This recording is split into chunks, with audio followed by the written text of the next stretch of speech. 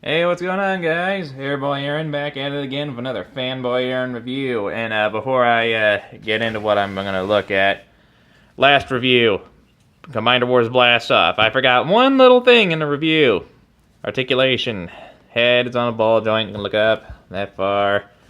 Rotate all the way around. You can only look down about that much. Shoulders on a ball joint and go all the way around. Then go up. Up. Just have rotation, 90-degree bend on the elbow. Waist can rotate all the way around. Legs are on a ball joint and go up that far. And go back that far. You can do the full splits. Swivel on the thigh. 90-degree bend at the knee. And that's it. Alright, back to what I'm supposed to be reviewing. The Transformers Siege War for Cybertron Voyager class Soundwave. Alright, and before we take a look at Soundwave, let's take a look at the box. So here's the box. Transformers Siege War for Cybertron Trilogy Soundwave. Here's the camera up. Ooh. On this side of the box, some very lovely artwork of Soundwave. Voyager class, multiple languages, in case you don't know English. If you don't, then why the hell are you watching this? Let's see, there's the back of the box. Sorry for the flare of light. It's just gonna be there, man. Alright, the back of the box. Bottom, nothing worthwhile. This side of the box, oops. This side of the box. An image of Cybertron, the Ark, a bunch of stuff going on there. And top of the box, Decepticon symbol, War for Cybertron, and that's it for the box.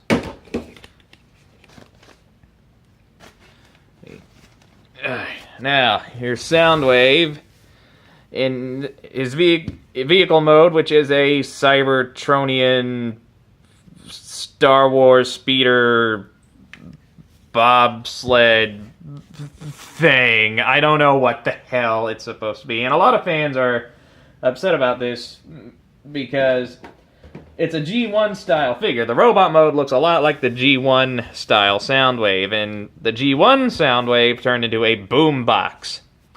He does not turn into a boombox. Now, I figured out something that kind of works, a fan configuration that kind of looks like a boombox.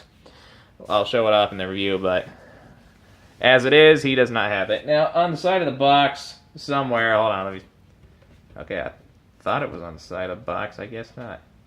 Alright, well, either on the box or the instructions, Soundwave is also shown in a lamp post mode, which is a mode he had in the first episode of the Transformers TV series. I'm not going to show off that mode for two reasons. One, I don't know how, and two, I don't really care about it.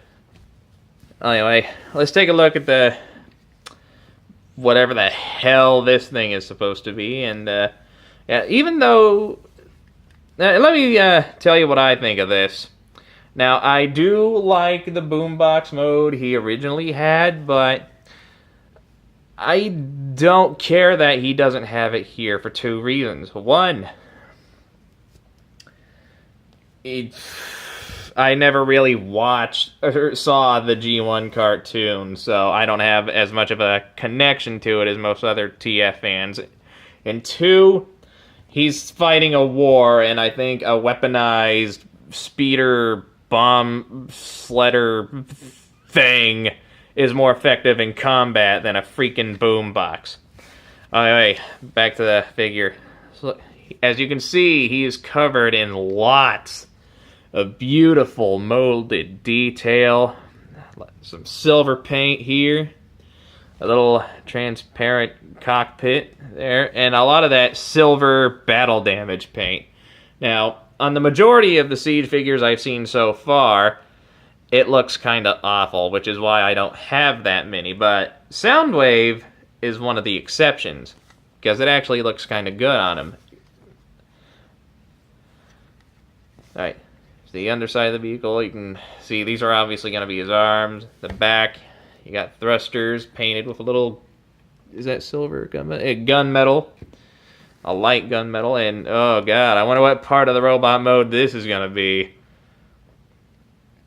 There's a Decepticon symbol. A little blurry. That light isn't helping. I need to get a better light setup. And, yeah. That's pretty much it for the Cybertronian speeder. We're going to call it a Cybertronian war speeder. That's what we're going to call it, the Cybertronian war speeder. Now, he does come with a few accessories. He comes with this cannon, which becomes his gun in robot mode. I think it's called the concussion blaster, I think. Let's take a closer look at this puppy. If I can get the damn camera to focus. Focus. Focus. Focus. Focus. There we go. I think it's called the concussion blaster. I don't know. Well, anyway, you can pop this part back in. Leave it like that. He also comes with the shoulder cannon. I don't remember what this weapon is called or have any idea. I know it says in the instructions, but I'm not going to look. There's the other cannon. It doesn't transform. However, the peg is on like a hinge or something. That's pretty neat. And last but not least, he also comes with this little gun, which plays a very important part for this toy. Get out of there. Yeah, I mean, it would look better if it has a little paint or panel lighting, but I don't think it's a bad-looking blaster. Kind of reminds me of the gun he had in the Dark of the Moon movie a little bit. And you can store all this on the vehicle mode. As you can see here, he's got peg holes here and here for these two guns. Just plug them on like that. Plug them on like that. And as for this one, there's a little hole, little slot right there for this little peg thing, or tab, sorry. And, oh, you gotta do it like this. I'll just peg right in, and there you go. Weapons stored. Now, vehicle mode comparisons. Here he is next to Shockwave, the leader class Shockwave. Yeah, the two waves, they don't look that bad together. Obviously, with all the... Obviously, due to the fact he's a leader class, he's a little bigger. Alright. Oops. Alright, here he is next to Starscream. I'm not going to review him. Next will be another Combiner figure, but I will review this Starscream at one point. Yeah, Soundwave doesn't look bad next to Starscream. They're basically polar opposites. Soundwave's loyal, Starscream's a traitor. And if only because here he is next to the Bumblebee movie, Bumblebee, because I think with a little tweaking to the molding, this Soundwave could pass as a Bumblebee movie Soundwave. And the same can be said for the majority of the Siege line, but yeah, anyway, there's Soundwave next to Bumblebee. Alright, now we got that out of the way, let's get down to transformation. I'm going to remove the weapons. With the exception of this one, I don't think you'd have to remove all the weapons to transform them, but I'm going to anyway. Pop that off. Screw those aside. Alright, what you want to do first? What do you want to do? I guess separate the arms back here and just bring them up and out of the way. Take these parts, flip them up. Take these parts, flip them down all the way. You want to come back here. You want to carefully split this apart. There's this gray hinge here. It's a double hinge. Just bring it up, and it'll plug into the waist right there. Take these panels here, lift them up, bring them down. Then you want to rotate the thighs. You want to take this part here, open it up, flip out the foot, flip that down, close that up, do the same thing on the other side, open it up, flip, flip, close. And there you got the bottom half all done, basically. Let me raise the camera.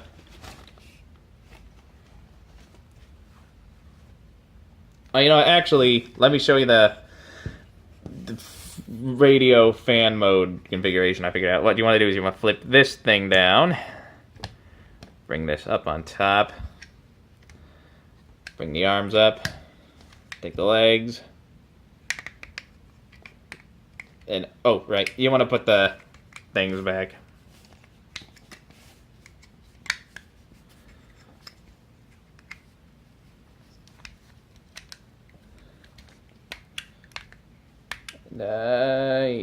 Yeah, do it like that.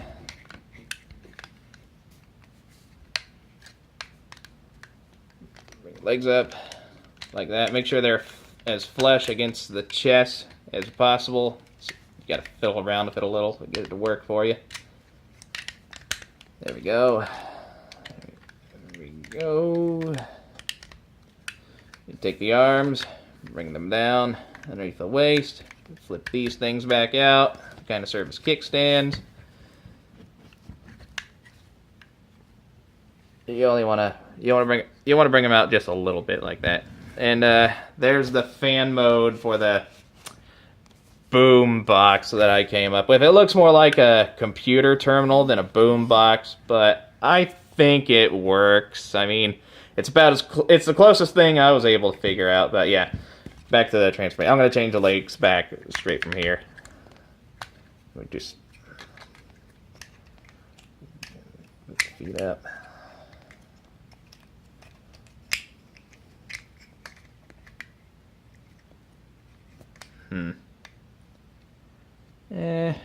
It's all right. All right. Let me put those back.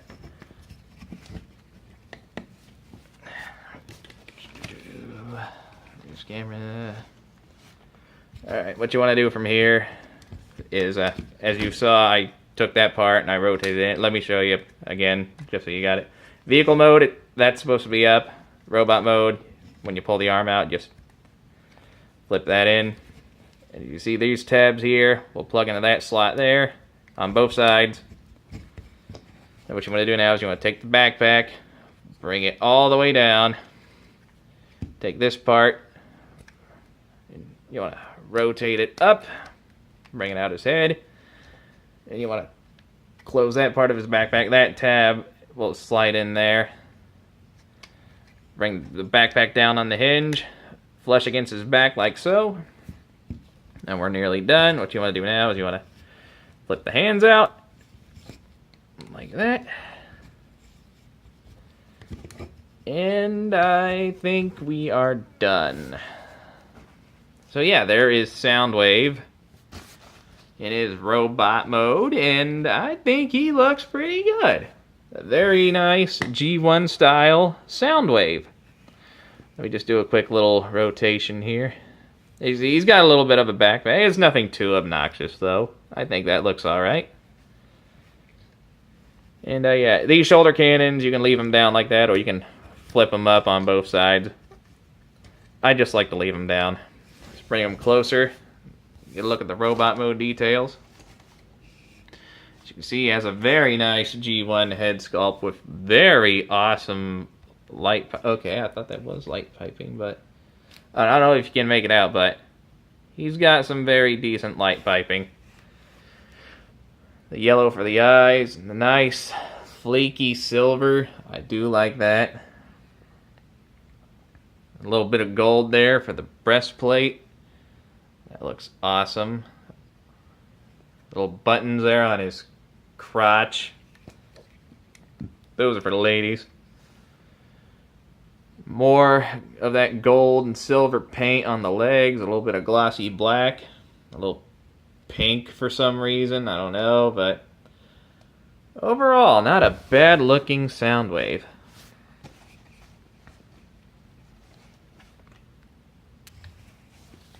Wait, focus. Now, as far as articulation goes, the head is on a ball joint. Look up about that far, down that far. You can rotate all the way around. I'm not going to, though. Shoulders, you can rotate all the way around, go out that far. He's got rotation. He's got a double jointed elbow, so he's got a full bend there. Nothing at the wrist, sadly, with the exception of the transformation hinge, if you can put any use to that. These skirt pieces can move forward to accommodate leg movement.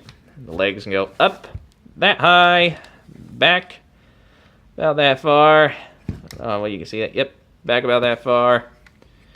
You can do the full splits. Rotation right above the knee. 90-degree knee bend. And the foot can kind of wiggle back and forth. But really, the tilt is the only articulation you're going to get any use out of. So yeah, he's not the most posable figure, but you can still get a lot of nice poses out of the guy. And the poses would be incomplete without the weapons. You can take this gun. Oh, you know what? Before I add the weapons, as you can see, this hand is molded so the finger is slightly pointed out. That's because he has just enough articulation that you can bring his arm up and press the button to open up that panel. Now, that panel is meant for his mini-cons, which he doesn't come with any of them, sadly. But, however, at the moment, there is a 2-pack featuring both Laserbeak and Ravage. And you can transform them and fit one of them into his chest in here.